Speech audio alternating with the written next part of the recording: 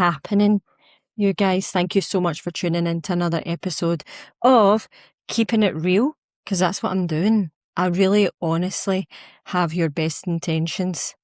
I'm your host KP that loves to spoil you with not scammy shit, by the way. You don't really tell me enough that, thank you for not scamming me. I could scam you right now. Are you ready? Okay, we're doing an episode on menopause, midlife health. In that time, your blood pressure can go up for no reason. Well, there is a reason, I'm going to tell you, but it can go up even if you're a fit bird and you're like, what the fuck? So, actually, if you wait to the end, I've got a voucher. No, you say code, don't you? Discount code? Influencers aren't saying I've got a fucking voucher for you, are they? Are they saying that? So I've got a discount code on a drink that lowers your blood pressure only in midlife for women who have short and long hair and they went to school once. So if that's you and you ever had a period or you have hormones or lips, what kind? If that's you, then you qualify for the discount for that drink that I just made up. So see, I could scam you. And we are doing an episode on that. And I suppose it's another confusing thing about midlife and about our hormones changing. And you're like, right, what is going on now? But the blood pressures went up. But I go to the gym. I'm doing things that I would think keep me fit. So you're confused.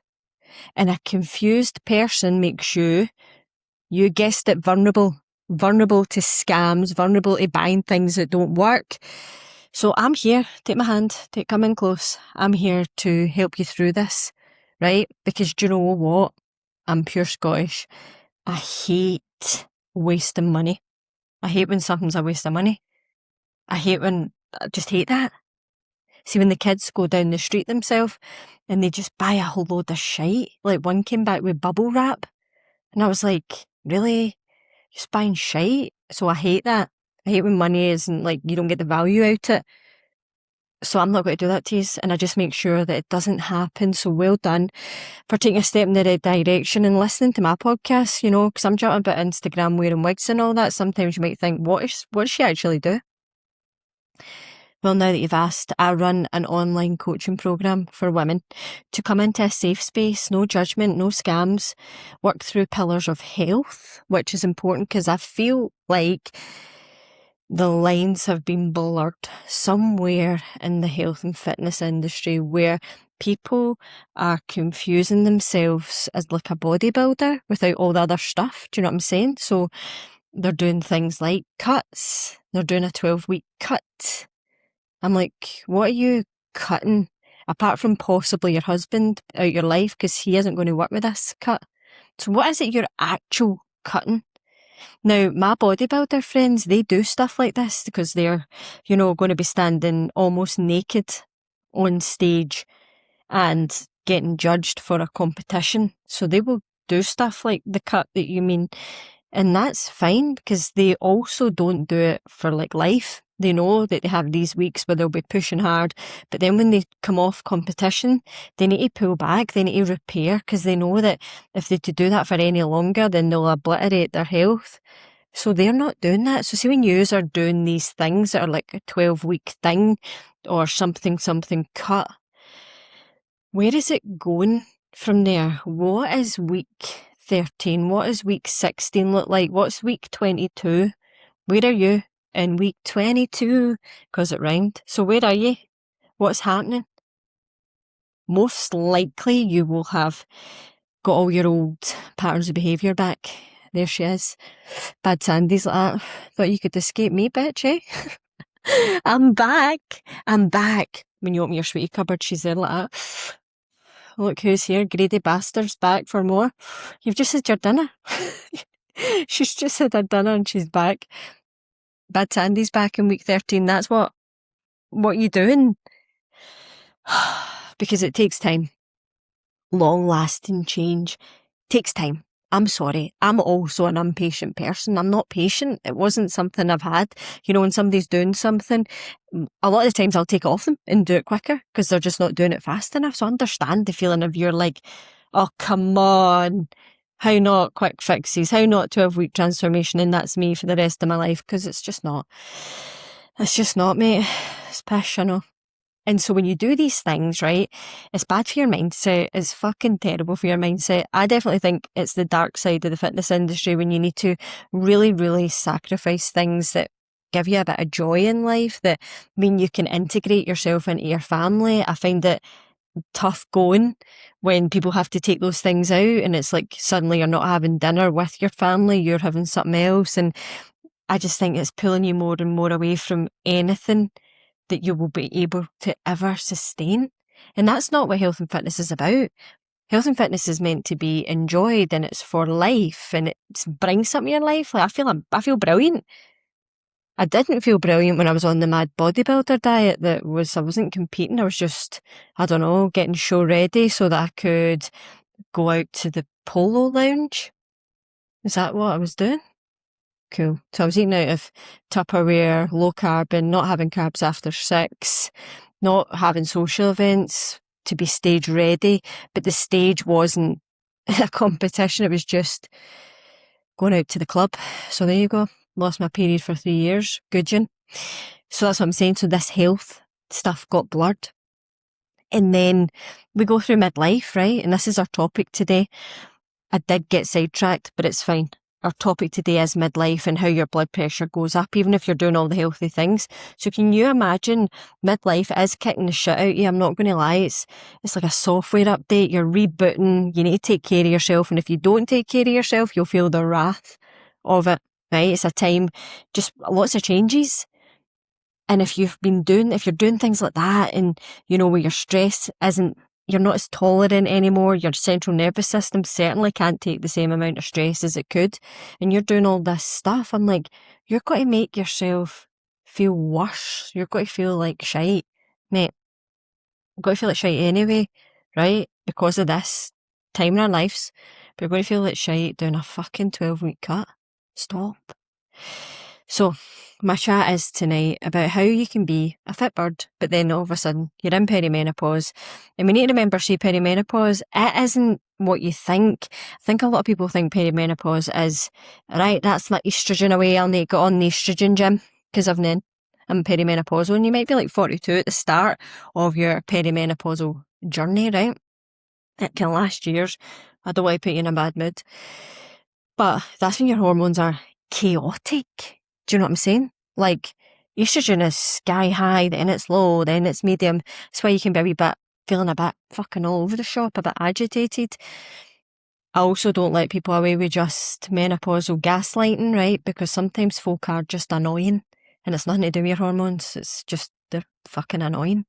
And I don't want you always going, oh, is it me? Is it my hormones, Jim? No, Jim's fucking annoying. He's living out in his arse. He's got something to say all the time. That's fucking annoying. So don't always be blaming your hormones, because I'm not having it. I'm not having you feel like that all the time. But a lot of the time, things like your blood pressure can be to do with your hormones. And a lot of people think, oh, I just got to menopausal age and I've put on all this fucking timber because perimenopause. And it's not anything, like, it's not when you're sleeping and you suddenly become perimenopause disease that you put the timber on. It probably has crept on over time. Don't get mad at me, because of things like your sleep's not there. You know what I mean? You're maybe not sleeping as well because your progesterone's a bit low. So you're waking up. That's going to increase your appetite the next day. Maybe before, when you weren't thinking about food, you are now. So you're having a wee chocolate biscuit when you weren't. So it could creep on. Maybe what I've said to you, stress isn't brilliant. Your tolerance to stress isn't great. But, you know, maybe you're dealing with that in different ways that you weren't before because your stress wasn't as stressy. Now maybe you're eating your stress. I know that's something I'll always need to watch because I'm a stress eater. My wife's the other way around. I'm like, yeah, you bastard. So she doesn't eat. She's got a physical, like, I've got a lump in my throat when I'm stressed. I can't eat when I'm stressed. Wow, what? Some sort of unicorn?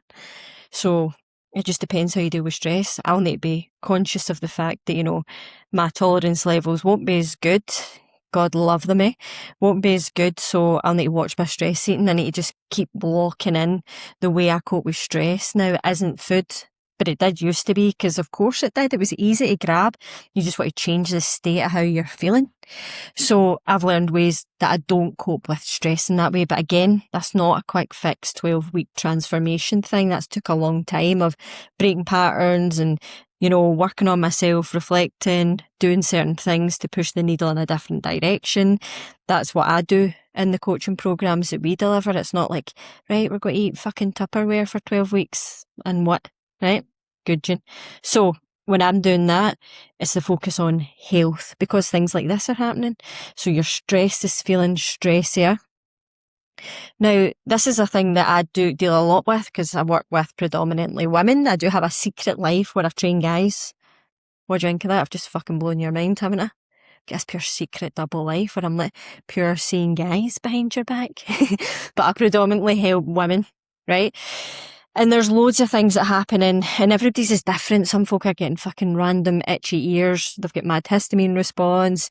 Some people are getting the dry vagina, some aren't. Some people are finding that they're waking up during the night. Some people are sleeping fine. So the point is, there's not just like a blueprint that you could follow. That's why buying diets off influencers on the internet for menopause, whatever the fuck they're doing, hormone soup, is just taking your money right fucking out your bank, honestly, because all the basic things still apply, and I'm going to go through them today. It's just, imagine you're walking, but folk are like throwing things at you, and you're like, fucking hell, try to walk here, but it's like that. But there's things you can optimise, things that you can do to take that extra bit of care of yourself. And knowledge is amazing. So knowing exactly what's happening and understanding your body is honestly halfway there. So it's listening to the right people. Because when you're not feeling confused, I remember my mum going through perimenopause and she was just a fucking basket case. And I think I told her that, if we'd all known now what I knew, now what back then, I could be like that to her mum. Because I know you're feeling, but I just was calling her a basket case. That's fuel to the fire, or even worse, calm down. How uncalmed you get when somebody says calm down when you're heightened, you're not crazy, but they make you feel fucking mental. Then you go mental, it's pressing the button. So I just remember my mum being like that. So getting the knowledge. And, one of the things, so I've went through, your sleep can be affected. So of course, like your tolerance level and your energy, you can feel flat if you're not sleeping. Do you know what I'm saying? Also with your moods up and down, when it's a bit chaotic with hormones, you can feel a bit on the edge, you can feel a bit teary, and maybe you're noticing these things and it's not you, it's not really in your personality. It's good to take note and really tune into your body. And that's what I do in the coaching as well. I make the birds do that because they're already doing so much for everyone else. And at that age in your life, you've maybe got older kids, you're running about like a blue-arse fly, you're doing everything for everyone. And so I make you check in with yourself. Is your health okay? What can we do? Small things to move you in the right direction, to feeling good, feeling better, taking care of yourself. I actually have to remind birds to do that because they're just fucking doing everything else. So it's just this perfect shit sandwich at that time in your life. And that's why it's tough, They've got all this chaos going on. If it was happening when you were 21 and you could have a bath for an hour and a half and, just lay until you dried in naturally, got up at 4 a.m. and had a matcha. If it had happened then, fine. But now you're at this age where more shit's hitting the fan, and then you've got your own hormone shit hitting the fan, and life changes at that age hitting the fan, dealing with a new chapter in your life hitting the fan. So yeah, I want you to be clued up, tooled up with everything that you can for this time in your life. It's not a disaster, I'm going to help you out. So the other thing that can happen is the blood pressure thing. Higher blood pressure, even though you're doing the right stuff, you would think, so you're like, what's going on? And that can be down to hormones, because estrogen makes it flexible, makes you, a bit softer, and it's anti-inflammatory. So sometimes women can feel that, I'm doing all the right things, but I've got high blood pressure, it's getting back high blood pressure. So it is to do with your hormone levels dropping. And again, your central nervous system's just not as tolerant. So somebody can put your blood pressure up, piss you right off, easier than usual, possibly. So you remember all that. Another thing that I deal a lot with, and I've even got this going on myself, is a little intolerance. Histamine, I need to be careful of my bucket, but at certain times in the month when, estrogen is higher, then it triggers that histamine. So you can have all this going on as well. Like, fuck's sake, man. Should we all just go and get a drink, just drink magnesium and go into a coma and just sleep through it? So, but it's good to know all these things that I'm going to go through today. So, how can we feel better? What can we do about the blood pressure if it's literally just, hormones and you're worried about this? Then health and fitness needs to become intentional for you. It needs to be intentional. There's no ifs, buts, fucking ways round it. You need to start taking care of yourself. And you can start this at any age. When I get women coming on board and I get a lot of women doing strength training, I would say 99% we focus on getting strong, lifting the weights, getting that resilience. And you can start that and get benefits of that at any age. That's class, isn't it? So don't think, I've left it late and it's just, I'm done for now. You can get benefits at any age. So we have to remember that. It's just taking that step, that action. So we've got things, you can do things with your diet, right, that help like oxygen around your blood, which I think is cool. And it's things like beetroot, and you'll have seen it probably in the athlete realm where they take like the shot of beetroot because it helps their cardiovascular system. It helps basically oxygen travel quickly. I used to take it when I did CrossFit. I'd take a little shot of beetroot and I thought I was a fucking ticket for doing it. But that really helps blood pressure. It's cool, isn't it? I'm not saying to stop if you're on any medication and go, right, get bleach for the toilet because I'm going to be shitting out a lot of purple here. I'm going full beetroot. I'm saying if you add it into your diet with also things like nice spinach, whole foods. And I'm not somebody that's telling you not to have a curly whirly. You know that. You know I love a curly whirly and I wouldn't do that to you. But I think that most of your diet should be made up of whole foods. And no shock, when you eat whole foods, your health there. I know it's it's crazy. It's crazy. So, but beetroot has been known to help the blood pressure.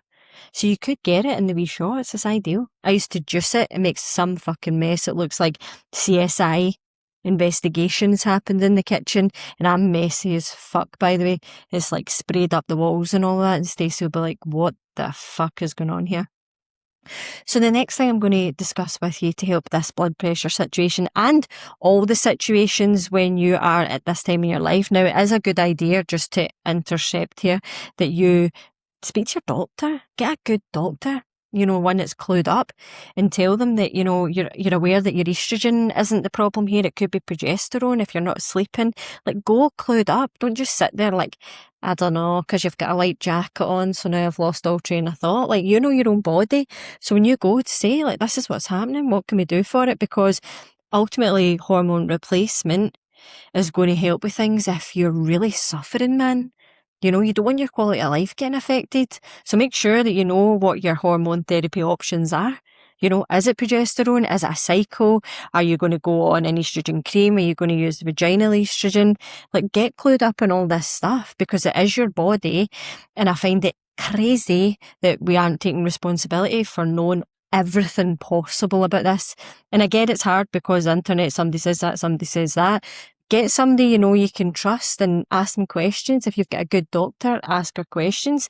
Even if it's not your time in your life, you can go and ask these things. So make sure we're clued up. So that's hormone therapy. If you need it, hormone stuff, you would need to get that done. Get everything checked, get all your symptoms checked. The blood tests aren't brilliant for it, but then you can know what you need to do. So if you're going to suffer, and you're not sleeping because you're low in progesterone or your tits are fucking gouting, it won't matter how much beetroot you're having, okay? And beetroot's good for you, but that hormone needs fixed up. You need to be seeing what's going on there. So things that you can do naturally, things like sleep. Get your fucking sleep. Now, easier said than done if you're somebody who is having the hormone issues. If your hormones are low and you're not sleeping, you kind of feel like you're having an out-of-body experience the next day. It's not a good feeling, but then if that continues, you start to get anxious about it. So things that you can naturally do for sleep are, again, go and see about that hormone progesterone. That's what that would be. That's why sometimes if you're still at an age you're having a period and you're coming close to your period, maybe your progesterone's dropped a bit too much, and the day before your period you're like not having a good sleep. So it's just like being in tune with yourself, taking responsibility, just get to know what you're up to. But things you can naturally do for sleep is try and wake up at the same time most days. And this is a big one, but get to your bed. You fucking watching shite on the Netflix for? Do you know what I mean? Who cares who's been married at first sight? Nobody. If you're not sleeping, you're a crabbit cow. Nobody will want to talk about any programmes with you anyway. They'll just be like, fuck's sake. So, what's magnesium glycinate doing in your life? Is it doing anything? Have you tried it? Why don't you give it a go if you're somebody that's not sleeping? Also for you, get a wind down routine. If you're like last minute, try to iron school clothes, run about, fucking getting things, Wayne's have been up and down 4 times. By the time you get to your bed, do you feel relaxed? No. If you meant to just switch off like that, after you've just been rattling about the house doing stuff? No. Try and have a wind down time. So maybe that could be you have a herbal tea, you have a little chamomile, your body starts to go, oh my God, are we winding down? Yes, we are. We are. Maybe it is put your phone away. Maybe it's not. Maybe your phone doom scrolling, looking at wee monkeys getting abandoned helps you relax. If it does, then fine. So it's learning all these things. But then you could take your magnesium. You could get to your bed, dim the lights. If you're not sleeping, you have to kind of put a bit of effort into trying to get to sleep. That's the thing. And I'm going to tell you about 2 herbal teas. You've got chamomile, lavender. You also have valerian. Enjoy that, but valerian's good. So magnesium glycinate, valerium, wind down, have a bath. Like get yourself in chill bedtime zone. You know what I mean? Not running about and then going, boom, right, okay, that's me. Now, this is a hard one because everybody stresses about different things. Everybody's stress is different, but learning ways to cope with your stress, and I'm not just meaning like something happens and then you stress out about it. Like, are you walking about with your shoulders like this tense, like, yeah, no, I'm having a nice time. You're like, the fuck is that? Or you're like, my neck's killing me. I don't know why my neck's killing me. I know, because you've been walking about for 13 hours like this, like that. And then probably actually when you go to bed, you're still like that. No, I'm sleeping. Do you know what I'm saying? So you need to find ways to wind down, find you are stressed. How ridiculous, right? But this really works, and it is breath work. Now, I was a wee bit like that. I'm not going to get a buzz off breath work, and I was all about finding a buzz. Nah, it's not going to do it for me. Neither's getting in a blue bin full of ice, none of that carry on, so just don't do it, right? But we have our 1-day retreat coming up. So Andy, who is the breathwork man of Scotland, we're going up to his mum's gaff, and we're going to be doing loads of breath work and qigong and all that, because for a long while now, nearly a year, I've been doing breath work and I've had to eat my own words because it works well. It really works. It just soothes your central nervous system. But you know what? I have to get up a wee bit early in the morning. I do my journaling and I don't do the matcha dance. Don't unfollow me, right? I don't do the matcha dance, but I do a wee 5 minutes of journaling. I do some breath work and I feel better for it. I know. I'm shook as well, honestly. So finding out things like that, does walking help? Does a sauna help you de-stress? Everything is different for everyone. Your stress sort of coping guide has to be ultimately you individualised, because we just deal with stress differently. If you've not heard the story, me and my mum went to a spa day and she actually realised she's not a person that relaxes in a spa, so that was fun for me. But when you put you in these wee kind of beds, it's like a hot stone bed once you've had your meant to be relaxing massage. So you lay there, the lights are dim, all beiges, beautiful curtain round us. And I was just lying, I don't know why, but then I just had this wee feeling and I went, and I pulled the curtain back and it was my mum sitting, bolt upright, like weirdly, like she'd been fucking replaced by a robot. I'm like, you a clone? You Jim Carrey? So I was like, she's sitting bolt upright. Shoulders were worse. That's just like, why are you not lying back? She's, I just can't. I'm like, fuck, what? So you get people that would relax in a spa and then you get that. Some people love a bath, some people don't. So you're going to have to work to find out what your de-stress is. and hopefully not food, because if you're doing it through food or you're doing it through wine and it's making you not feel good after it, then that isn't your de-stressor. Your de-stressor, top tip, you feel good after it. And if you want help with that, then get in touch, apply through my website, www.kpfitandwell.co, and you can see all our coaching programs. So the other thing is you want to be getting lots of, nutrients from the food, potassium, all of that. So you get it from leafy greens, beans, avocado, some coconut water if you're posh, bird. I like magnesium as well. And I don't take magnesium all the time. Listen, I take it when sometimes my training's increased or certain times of the month where I'm like feeling a wee bit, you're feeling not ratty. I don't want to say I was ratty, but I just feel a bit not myself. I'll take magnesium then. I don't just take it for the sake of taking it.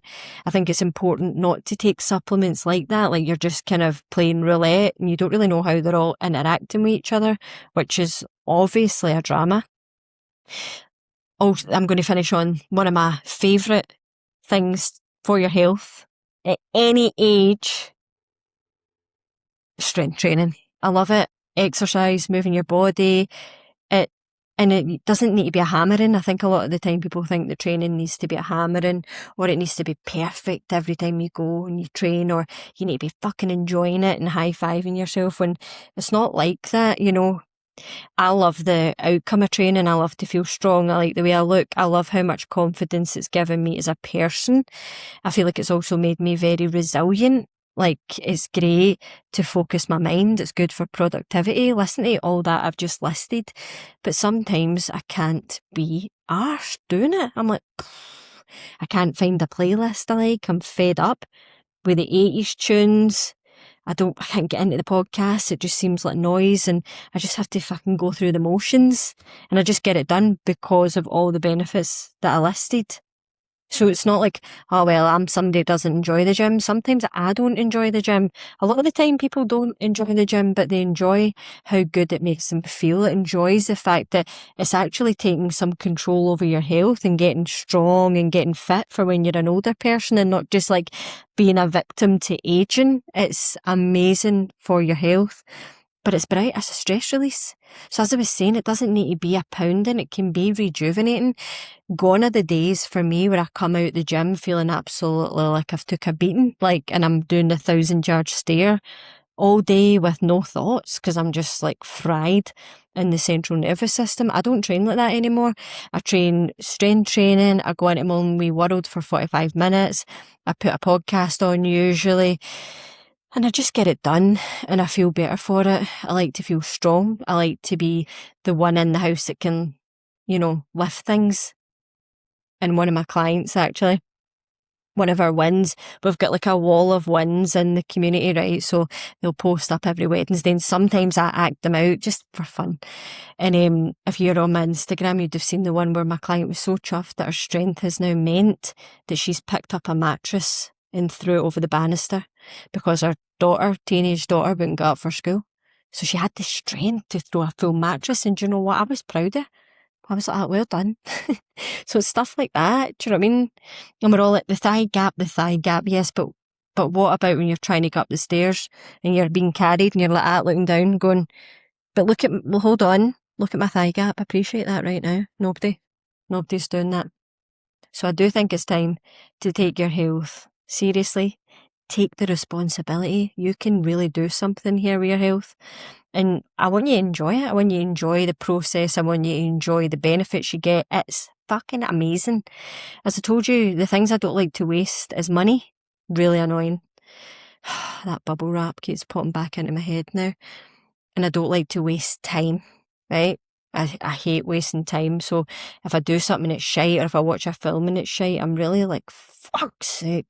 So I wouldn't be telling you to do all this stuff if it's a waste of time. All this stuff is going to benefit you, but it is having to take maybe less on so that you've got some time for yourself. So get good at setting boundaries, get good at not feeling guilty for taking some time to work on your own health. Shocking, I know, but learn some knowledge, put some effort into yourself, invest in yourself. It's not just going to happen by you fucking hoping and wishing. You need to be active. So I hope that was a good episode. I hope you found it helpful. And get in touch with me. I love a wee bit of chat on the gram and stuff.